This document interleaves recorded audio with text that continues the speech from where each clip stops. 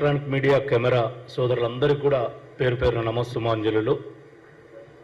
ఇవాల్టి ఈ press meet అంశం ఏంటంటే, మాజీ మంత్రి, గతంలో ఉద్యోగ ఉపాధ్యాయుల నేతగా చెప్పుకొని ఎదిగినటువంటి వ్యక్తి నిన్న ఒక ప్రెస్ మీట్లో కాంగ్రెస్ పార్టీ ప్రభుత్వంపై విమర్శలు చేయడం జరిగింది. మేము ఒకటే అడుగుతా ఉన్నాం ఆ మంత్రిని, 2014 కంటే పూర్వం ఒక ఉద్యోగ సంఘం నేతగా అనేక అవకతవకలకు పాల్పడి ఉద్యోగ సంఘం నేతగా ఎమ్మెల్యే టికెట్, మంత్రి పదవి కూడా పొంది 9.5 ఏళ్లలో ఉద్యోగస్తుల కోసం, ఉపాధ్యాయుల కోసం, పెన్షనర్ల కోసం మీ ప్రభుత్వం లేదా నువ్వు ఏం చేసిందని ఇవాళ కాంగ్రెస్ పార్టీ అధికార ప్రతినిధులుగా మేము ప్రశ్నిస్తున్నాం. 9.5 ఏళ్లుగా ఉద్యోగ ఉపాధ్యాయ పెన్షనర్లకు హెల్త్ కార్డులు అమలు కాలేదు. డిఏల గురించి మాట్లాడిండు నిన్న ఆయన. 4 డిఏలు ప్రస్తుతం పెండింగ్లో ఉన్నాయి. ఒక డిఏ మొన్న జనవరి 1వ తారీఖు 2024ది, అది మా ప్రభుత్వం వచ్చిన తర్వాత పెండింగ్లో ఉన్న డిఏ. అంతకన్నా ముందున్న 3 జూలై 1వ తారీఖు 2023 రోజు ఒకటి, జనవరి 1వ తారీఖు 2023 రోజు ఒకటి, జూలై 1వ తారీఖు 2022ది ఒకటి. మరి 3 డిఏలు నీ హయాంలోనే పెండింగ్లో ఉండే ఎందుకు ఉద్యోగ ఉపాధ్యాయ పెన్షనర్లకు డిఏ ఇవ్వలేదు శ్రీనివాస్ గౌడ్ నీ ప్రభుత్వము? ఉద్యోగ సంఘాల నేతగా ఈ మా గాంధీ భవన్ ఎదురుగానే 3 అంతస్తుల బిల్డింగును ఎస్ఎఫ్టీకి ₹1 చొప్పున 30 ఏళ్లకు లీజుకు తీసుకున్న నీవు ఉద్యోగ ఉపాధ్యాయుల గురించి ఎందుకు మాట్లాడలేదు? పిఆర్సీ 2018 జూలై 1న ఇవ్వాల్సిన పిఆర్సీ 2021 ఏప్రిల్లో, అంటే దాదాపు 34 నెలలు పెండింగ్లో పెడితే మాట్లాడని నువ్వు, ఇవ్వని నీ ప్రభుత్వం 18 నెలల ఉపాధ్యాయ ఉద్యోగ పెన్షనర్ల పిఆర్సీ బకాయిలను ఈ రోజు వరకు కూడా కేవలం 4 నెలలు ఇచ్చి చేతులు దులుపుకున్నారు. ఇవన్నీ ఎవరి హయాంలో జరిగినాయి? మీ 9.5 ఏళ్ల ప్రభుత్వ హయాంలోనే కాదా? ఇవాళ స్పౌస్ గురించి మాట్లాడిండు శ్రీనివాస్ గౌడ్. భార్యలను భర్తలను ఒకే దగ్గర కలపాలని ఉద్యోగస్తులను. మేము తెలంగాణ ఉద్యమం ఉవ్వెత్తున లేచినప్పుడు కూడా ఆ రోజున్న కాంగ్రెస్ ప్రభుత్వం 182 అనే ఒక జీవో ఇచ్చి భార్యలను భర్తలను ఒక చోట పెట్టాలని చూస్తే, తెలంగాణ వచ్చిన తర్వాత మీరు 9.5 ఏళ్లలో ఒక్కరోజు కూడా వాళ్ళని కలిపే ప్రయత్నం చేయలేదు. అదేవిధంగా 317 అనే ఒక జీవోను తీసుకొచ్చి 15,000 మంది ఇవాళ ఉపాధ్యాయులు, ఉద్యోగులు చెట్టుకొకరు పుట్టకొకరు అయితే ఒక మంత్రిగా ఉండి నువ్వు మాట్లాడలేదు. 2.5 సంవత్సరాలు ప్రగతి భవన్ చుట్టూ బాధితులు వస్తే పోలీసుల చేత తొక్కించి స్టేషన్లో పెట్టించినవు.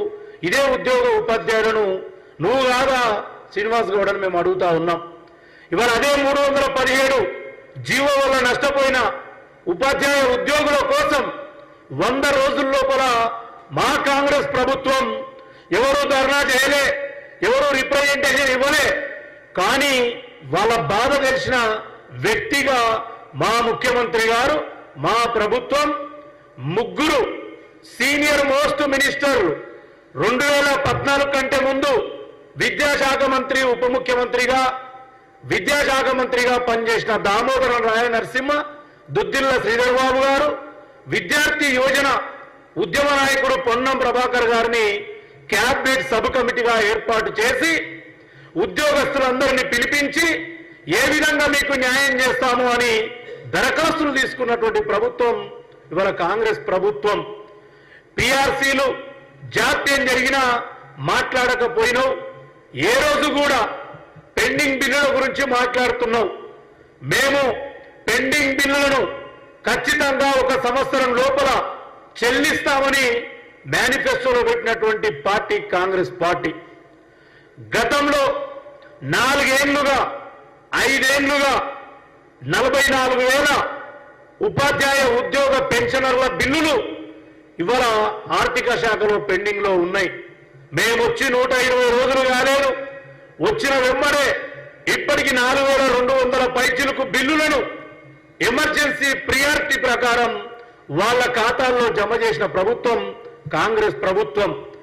నేను గాంధీ భవన్ వేదికగా ఇవాళ శ్రీనివాస్ గౌడ్ మాజీ మంత్రి, మాజీ ఉద్యోగ సంఘాల నేత ఒక ఛాలెంజ్ విసురుతా ఉన్నా, మన అమరవీరుల స్తూపం దగ్గరకు వస్తావా? మేము వస్తాం.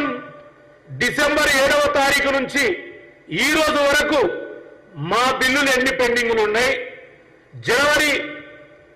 జూన్ 2014 నుంచి మీ హయాంలో ఎన్ని బిల్లులు పెండింగ్లు ఉన్నాయి, ప్రజలకు తెలుపుదామా, నువ్వు సిద్ధమా అని మేము కాంగ్రెస్ పార్టీ తరఫున ఇవాళ ప్రశ్నిస్తా ఉన్నాం.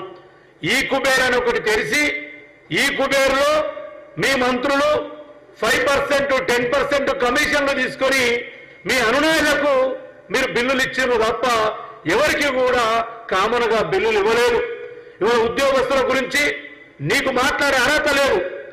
నీవు మీ మమతను ఎక్స్పీరియన్స్ ప్రకారం సీనియారిటీ దాటిన తర్వాత ర్యాంక్ స్టాండింగ్ లో కూకట్పల్లి నుంచి ఎల్బీ నగర్ కు బదిలీ చేస్తే మెట్రోలో పోతే 27 నిమిషాలు శ్రీనివాస్ గౌడ్, ½ an hour లో ఆమెను మళ్ళీ కూకట్పల్లిలో పెట్టినావు. వాళ్ళ భర్తకు 2 ఏళ్ళు ఎక్స్టెన్షన్ ఇప్పించినావు. నీ చుట్టూ ఉన్న నీ టీజీఓ, ఎక్సైజ్, మున్సిపల్ ఏదైనా చూసుకో, నువ్వు అక్రమ డిప్యుటేషన్లు, అక్రమ పోస్టింగులు తప్ప 9.5 ఏళ్లలో ఉద్యోగ ఉపాధ్యాయుల కోసం నువ్వేమైనా చేసినావా? ఒక్కసారి ఆలోచన చేయి. వేతనం అనేది 1వ తారీఖు రావాలి. 10 తారీఖు ఇస్త్రీ, 15 తారీఖు ఇస్త్రీ, 25 తారీఖు ఇస్త్రీ, 2-3 నెలలకు ఒకసారి ఇస్త్రీ.